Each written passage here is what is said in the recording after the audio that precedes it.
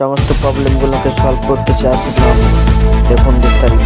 বিভিন্ন চ্যালেঞ্জের কারণে একটা প্রশাসনিক চ্যালেঞ্জ আছে, একটা আর্থসামাজিক বাস্তবতা আছে এবং আইন শৃঙ্খলা বাহিনীর যে ক্ষতি হয়েছে এই সব কিছু মিলিয়ে আমাদের এই পরিস্থিতিটা এখন তৈরি হয়েছে। তবে অতি দ্রুত সময়ের মধ্যে এটা আপনাদেরকে আমি আশ্বাস দিতে চাই, যে চ্যালেঞ্জগুলো এখনও আছে সেগুলো আমরা অতি দ্রুত সময়ের মধ্যে সমাধান করতে পারবো।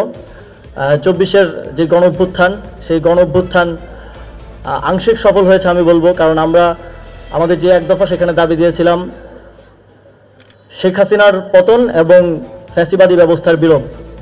এখনও সেই ফ্যাসিবাদী ব্যবস্থার বিলোপ সম্পূর্ণরূপে সম্ভব হয়নি।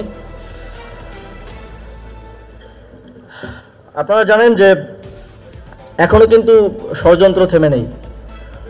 এখনও বিভিন্ন জাতীয় আন্তর্জাতিক পরিসরে পর্যন্ত আওয়ামী লীগের রাজনৈতিক পুনর্বাসনের জন্য ষড়যন্ত্র করা হচ্ছে।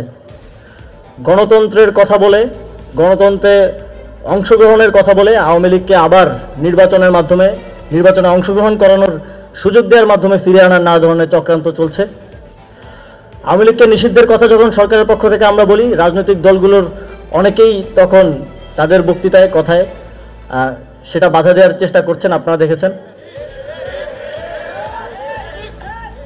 আমরা ডেমোক্রেসির কথা বলে পৃথিবীর বিভিন্ন দেশের দূতাবাসগুলো চাপ দেওয়ার চেষ্টা করছে যে আওয়ামী লীগকে নিষিদ্ধ করা যাবে না বা কিংবা নির্বাচন থেকে তাদেরকে দূরে রাখা যাবে না।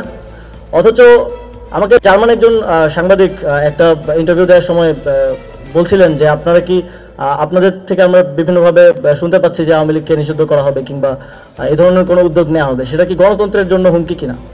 তো আমি তাকে বলেছিলাম যে আপনারা নিজেরাই 1945 সালে ফ্যাসিস্ট নাৎসি পার্টিকে নিষিদ্ধ ঘোষণা করেছিলেন এবং নাৎসি পার্টি এখনও নিষিদ্ধ অবস্থায় আছে।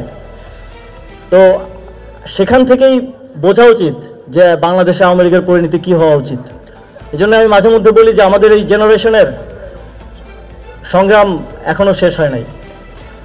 আমাদেরকে আরও দীর্ঘদিন এই সংগ্রাম চালিয়ে যেতে হবে। ক্যাম্পাসগুলোতে গণতান্ত্রিক পরিবেশ ফেরানোর জন্য ছাত্র সংসদের দাবি করে আসছিলাম।